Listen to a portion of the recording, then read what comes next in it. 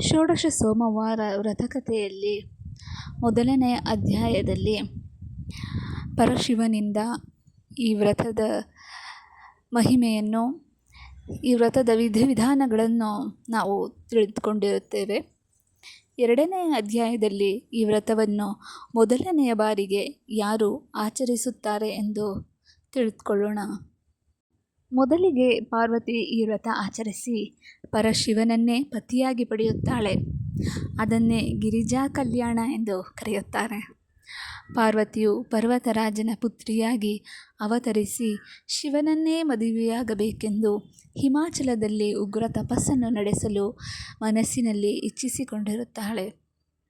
ಆ ಸಮಯದಲ್ಲಿ ನಾರದ ಮಹರ್ಷಿಗಳು ಅಲ್ಲಿಗೆ ಆಗಮಿಸಿ ಪರ್ವತರಾಜನಿಗೆ ಈ ರೀತಿಯಾಗಿ ಹೇಳುತ್ತಾರೆ: ರಾಜನೇ, ನಿನ್ನ ಪುತ್ರಿ ಗಿರಿಜೆಗೆ ವಿವಾಹದ ವಯಸ್ಸು ಬಂದಿದೆ. ಯೋಗ್ಯನಾದ ಅಳಿಯನು ನಿನಗೆ ಬೇಕಲ್ಲವೇ? ವಿಷ್ಣುವು ನಿನಗೆ ಯೋಗ್ಯ ಅಳಿಯನು. ಆತನಿಗೆ ನಿನ್ನ ಪುತ್ರಿಯನ್ನು ಕನ್ಯಾದಾನ ಮಾಡಿ ಕೃತಾರ್ಥನಾಗೆಂದು ತಿಳಿಸಲು ಪರ್ವತರಾಜನು ಸಂತೋಷದಿಂದ ಒಪ್ಪಿದನು.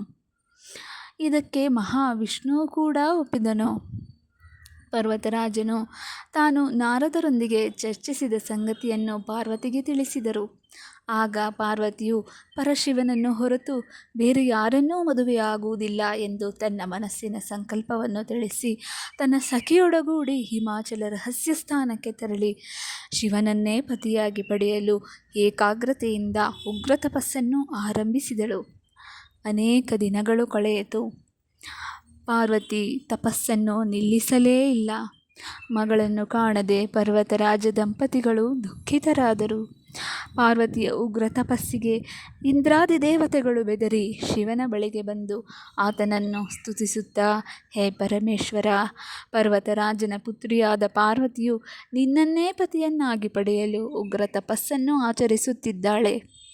ಆಕೆಯಲ್ಲಿ ಕರುಣೆ ತೋರಿಸಿ ಆಕೆಯ ಮನೋರಥ ಈಡೇರಿಸಬೇಕೆಂದು ಪ್ರಾರ್ಥಿಸುತ್ತಾರೆ. ಆಗ ಶಂಕರನು ದೇವತೆಗಳ ಮಾತಿಗೆ ಒಪ್ಪಿ ಬ್ರಹ್ಮಚಾರಿಯ ವೇಷದಲ್ಲಿ ಪಾರ್ವತಿ ತಪಸ್ಸನ್ನಾಚರಿಸುತ್ತಿದ್ದಂತಹ ಹಿಮಾಚಲದ ರಹಸ್ಯ ಸ್ಥಾನಕ್ಕೆ ಆಗಮಿಸಿ ಪಾರ್ವತಿಗೆ ಈ ರೀತಿಯಾಗಿ ಕೇಳುತ್ತಾನೆ: ಹೇ ಕನ್ಯೆಯೇ, ಏಕೆ ಘೋರ ತಪಸ್ಸು? ಪಾರ್ವತಿಯು ಹೇಳ್ತಾಳೆ: ಹೇ ಬ್ರಹ್ಮಚಾರಿಯೇ, ನನ್ನ ತಂದೆ ನನ್ನನ್ನು ವಿಷ್ಣುವಿಗೆ ಕೊಟ್ಟು ಮದುವೆ ಮಾಡಲು ನಿಶ್ಚಯಿಸಿರುವನು. ಆದರೆ ನಾನು ಪರಶಿವನನ್ನು ಹೊರತು ಬೇರೆ ಯಾರನ್ನೂ ಮದುವೆಯಾಗಲಾರೆ. ಶಿವನನ್ನು ಪತಿಯಾಗಿ ಪಡೆಯಲೆಂದು ಈ ತಪಸ್ಸನ್ನು ಆಚರಿಸುತ್ತಿರುವೆ.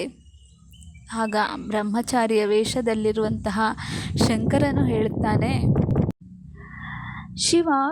ಶಿವನಿಗಿಂತ ವಿಷ್ಣು ಎಲ್ಲದರಲ್ಲಿಯೂ ಉತ್ತಮನಾಗಿರುತ್ತಾನೆ. ಆತನೇ ನಿನಗೆ ಸರಿಯಾದ ವರ.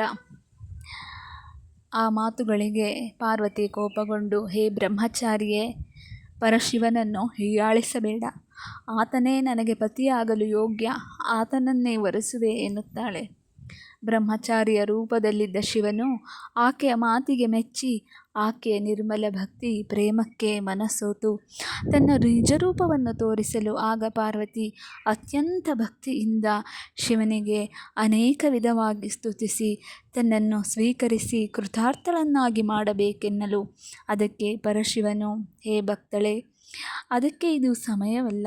ನೀನು ನಿನ್ನ ತಂದೆ ಮನೆಗೆ ಹೋಗಿ 16 ಸೋಮವಾರ ವ್ರತವನ್ನು ದೃಢಭಕ್ತಿಯಿಂದ ಆಚರಿಸಿದರೆ ನಿನ್ನ ಮನದಾಸೆ ನೆರವೇರುತ್ತದೆ ಎಂದು ಆಶ್ವಾಸನೆಯನ್ನು ನೀಡುತ್ತಾರೆ. ಶಿವನು ಹೇಳಿದ ರೀತಿಯಲ್ಲಿ ಪಾರ್ವತಿಯು ಶ್ರದ್ಧಾ ಭಕ್ತಿಗಳಿಂದ 16 ಸೋಮವಾರ ವ್ರತದ ಆಚರಣೆಯನ್ನು ಮಾಡುತ್ತಾಳೆ.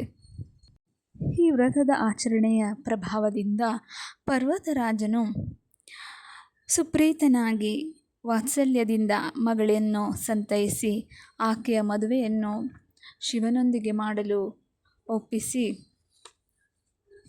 ಶಿವನನ್ನೂ ಸಹ ಭಕ್ತಿಯಿಂದ ಯಾಚಿಸಿ ಆತನು ಒಪ್ಪಿ ಮಗಳ ಮದುವೆಯನ್ನು ಶಿವನೊಂದಿಗೆ ನಡೆಸುತ್ತಾನೆ.